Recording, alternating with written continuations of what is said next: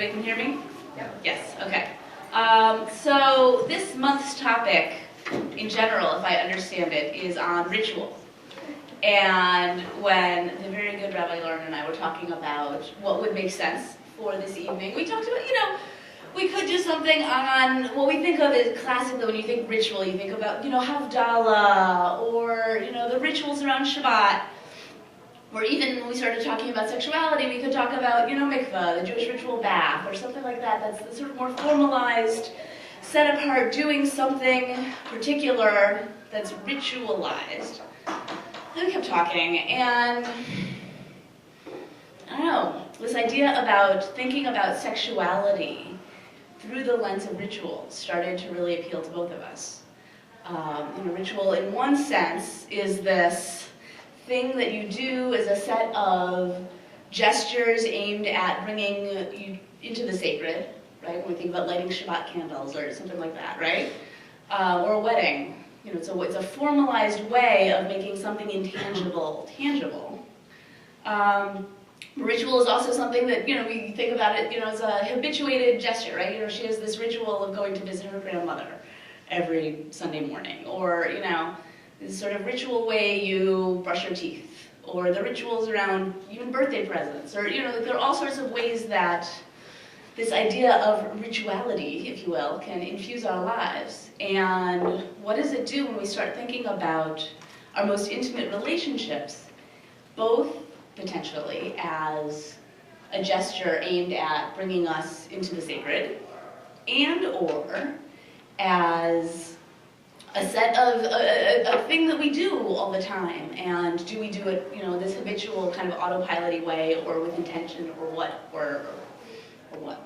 So we're going to be looking at a bunch of texts. The rabbis, for them, the greatest thing that you could do with your time is study Torah, and so you could leave to study Torah without the permission of their wife for 30 days, and after that you have to be home in order to have sex. Have sex, right? And if she's, and without their permission, so if she says, honey, go for a year, enjoy, is it okay? No. Yes. Yes, it's okay, but she has to give consent, because she is giving something up, right? Right. And, let's think about that for a second. What does that say already? What does that say about the gendered relationship and sexuality? Women have needs and women have rights. Right? Already here, we've already seen in this first chunk, and we're going to see it elicited more. There's one way to read it. And with all of these, I'm a cranky feminist, and I try to pick apart these texts from every possible angle. And there are more optimistic and less optimistic ways to read this text, but one of the ways to read it is really an acknowledgement that women have desire. Women have sexual needs, and those sexual needs are worthy of attention. Now think about for a second how radical that is. In American culture, you see this trope over and over again that what he wants is sex, and what she wants is romance and cuddles and, flowers and tender kisses, right? And what he really wants is sex, right? Here, what's the assumption? Female desire is a real concrete thing. So this set of halakha, there are certainly patriarchal readings of this. However, this halakha matters if she's pregnant, if she's postmenopausal, if she's nursing and not likely to be conceiving. It doesn't matter. So here, the focus is not on whether or not she's making babies. Okay? So we have students may leave to study Torah without the permission of their wives for 30 days, laborers for 1 week. Okay? Laborers can leave, and it's not clear whether it's to study Torah or leaders to leave to do their work, but they can leave for a week without the permission of their wives, and then they need to be home to be back in her loving arms, right? Okay. These are the times for conjugal duty prescribed in the Torah. And the word here, let me just double check. Yeah, the word for here that is used for conjugal duty, anybody know what it is? Ona, which literally means, anybody know? Season, right? It's like time period. And so it refers to the amount of time between conjugal engagements, if you will. And there are three things that a husband is obligated to provide his wife in the ketubah, right? Like clothing, shelter, and onah.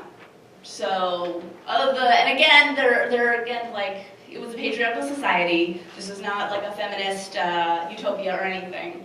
But one of the things that was considered one of the obligations in the ketubah was regular sex. Okay? So, times for conjugal to be prescribed in the Torah. For those with independent means every day. Why? Where else you gotta be? Right? And the Gemara, the Talmudic gloss on this passage is like, really? Who has that kind of energy? And then they go on and like, talk about that a little more. So everybody, independent means every day. You don't have to go out and work. Your wife deserves your loving attention. For laborers, twice a week. Why? Tired, you know, maybe one day you're not really up for it. Okay. For donkey drivers, once a week. Not around. They might be not around, right? Donkey driver is like the guy driving the inner city bus.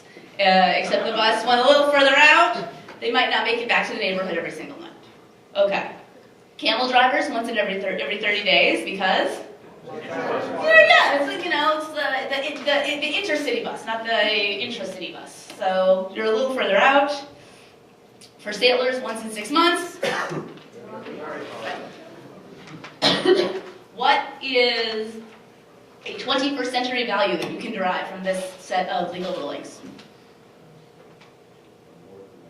The more the merrier, right? It's right. It is important for a couple to prioritize time for sex. And energy. And energies, right? Is there any caveat to that? Yeah. Well, also there's not like a one-size-fits-all answer for everyone. You know, every situation is going to be different and personal. Right. So a couple should prioritize being together sexually as often as kind of like realistically possible. And what makes sense for one family or one couple isn't going to make sense for another couple. What might make sense for a couple at one time in their lives might not make sense. You know, what is realistic for, you know, I don't know, you know, a family with a new baby is going to be very different than somebody, you know, who's like, you know, whatever, they're grad students, and really the only thing stressing them out, you know, whatever. Or if you're a medical resident, then your time might be delineated in different ways, or, you know, whatever. But a woman prefers a kav, like a dollar with frivolity, to 10 kavs with abstinence, right? Meaning, Less money is fine, but just more sex. right. I mean, and different people might make different decisions. She might say, I would much rather your love and arms than the extra money. She might say, this is a great opportunity for you professionally, we could use the money, like, there are reasons to say yes, but he can't take this job without checking with her. Because she might say, my value is having you around, rather than this opportunity getting taken. Yes? Okay. What's the value? What? What's the value here? What? 10 to 1? Check in with each other. Right. So there's the sense of not only do we need to prioritize and be realistic, but there's this sense of like open communication about sex and about how our sex life fits into all of the other pieces of the moving puzzle that is this relationship is real, and that's important. Yeah. It's more valuable than money. Right? Some people, and you can decide that it's worth it to go take that camel driving gig, but some people might say, you know what, right now I need you, and not your money. Yes? Yes? Okay. Okay, should we keep going? Are you guys ready for the slightly even racier stuff? Okay. What I want you to do, I'm now deciding, I want you to read number 5 first, and then number 4. Because people sometimes, the beginning of the language of number 4 can sometimes give people pause. And I want you to know, let's just actually do 5 together, it's very, very quick. Rami ben Chama, citing Rav Asi, ruled, a man is forbidden to compel his wife to the mitzvah of Ona. What does that mean? You cannot have sex with someone who does not want to have sex with you. Yes. And so mitzvah of Ona implies, what's their relationship? They're married. Okay.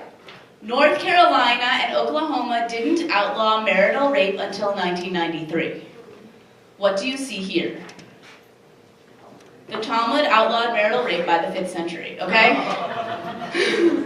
There are plenty of times when our tradition is way behind the times, but this is not one of them. The one, and there are other sources in the Gemara that say if a woman is raped and she has an orgasm, it's still rape, okay? Even if she didn't have any bruises and, like something happened and she was on, silk bedding, there's still an understanding that there's damage.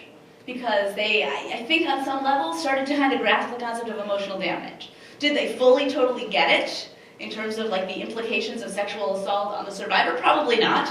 But they did a pretty good job at understanding that consent is the great non-negotiable.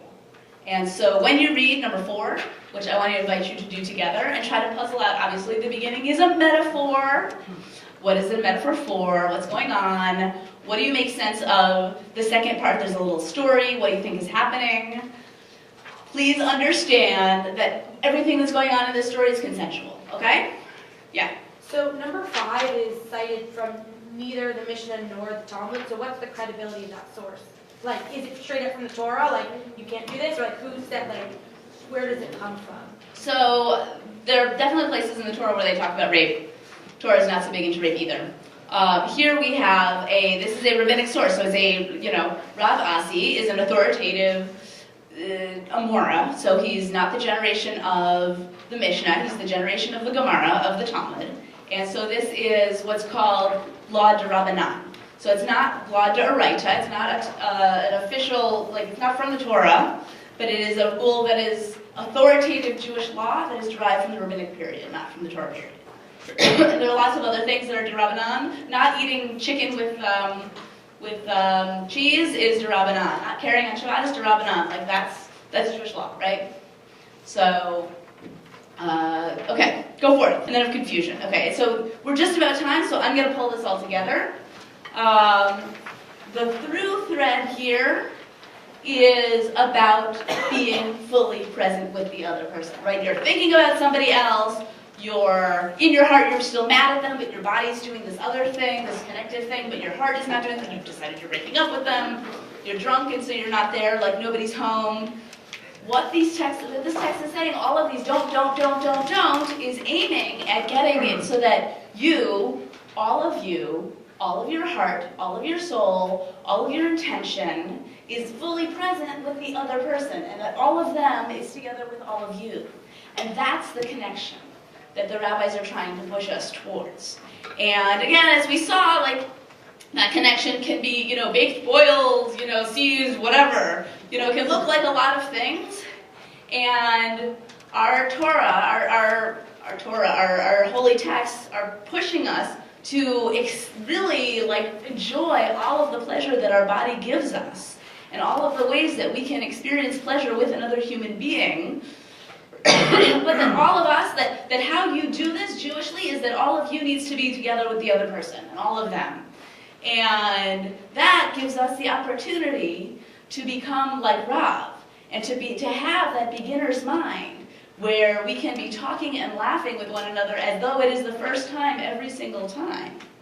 And so I want to bless us all that we enjoy the delicious tastes of our body, whether it's gastronomic or otherwise, and that when we are with somebody, that what true Torah is, this too is Torah, is that moment of really profound connection with another human being. And that is Torah, right? That is holy writ, and that is connection with the divine.